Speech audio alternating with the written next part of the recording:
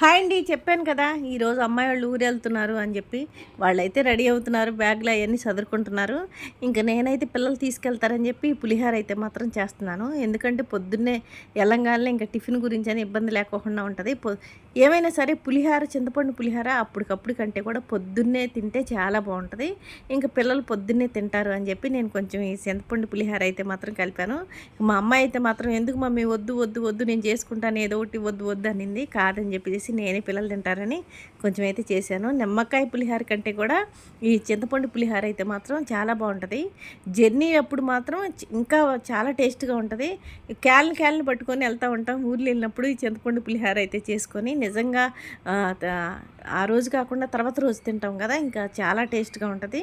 నాకైతే మాత్రం ఈ చింతపండు పులిహోర అంటే మాత్రం చాలా ఇష్టం.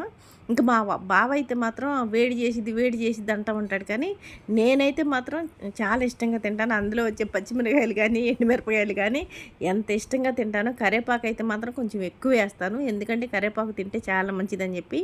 జ్యూస్లో కానీ ఇట్లా పులిహోరలో కానీ నేనైతే కొద్దిగా ఎక్కువగా వేస్తూ ఉంటాను. చాలా బాగుంటుంది కూడా.